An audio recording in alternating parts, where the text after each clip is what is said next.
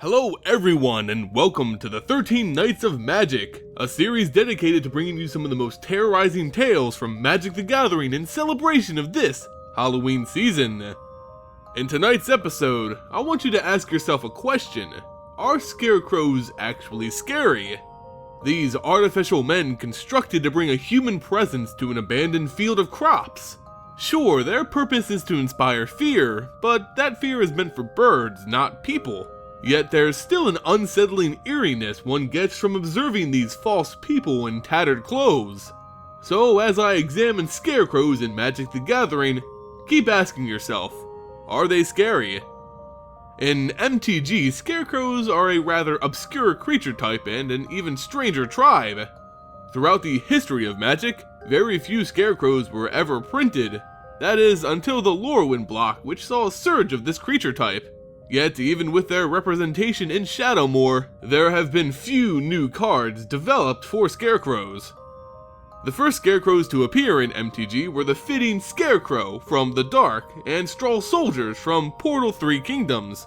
Although their art and card names made it clear that these two creatures were in fact scarecrows, they didn't have that creature type.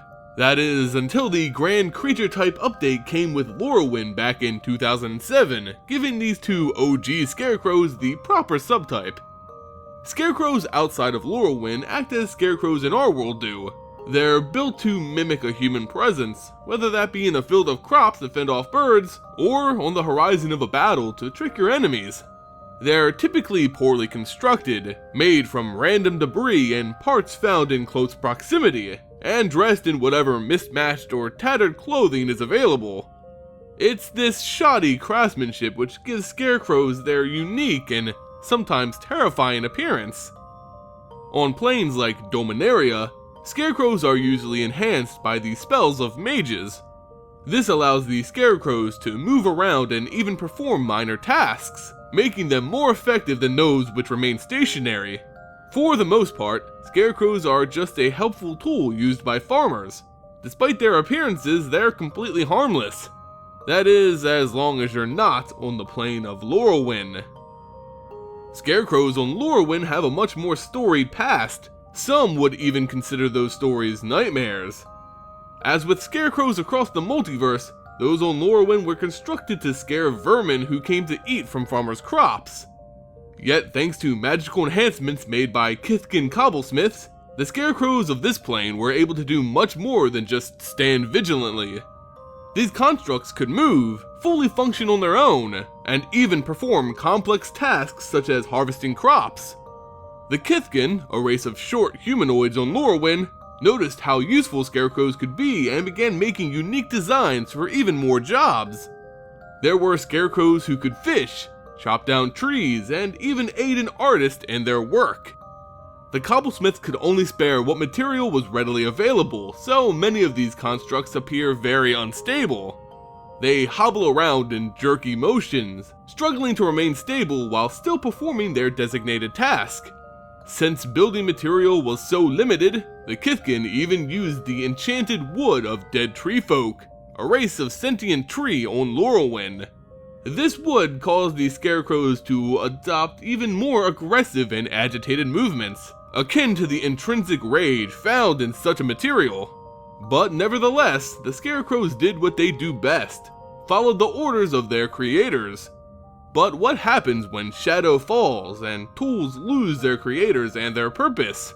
Or when the tool denounces their purpose altogether? Well, you get the rise of the Scarecrow Tribe. As Shadowmoor fell on Lorewyn, everything became dark and twisted, even the already twisted scarecrows. As farmers and fishermen began to die on this harsh world, many scarecrows were left without their creators. Still, they weren't evil or malicious, they were merely tools who lost an operator. Many continued to perform the tasks they were assigned, even though there weren't any crops to cut down. One built for that purpose still patrolled the field, hacking away with its scythe. Yet one scarecrow bucked this system of subservient servitude, taking for itself the destiny to choose its own purpose. This sounds noble and all, until you realize that this rogue scarecrow slaughtered its former master and all those who stood in its way. Its original purpose was simple: stand guard in a field of crops, the natural habitat of a scarecrow. But somehow this construct obtained self-awareness, consciousness. It was sentient.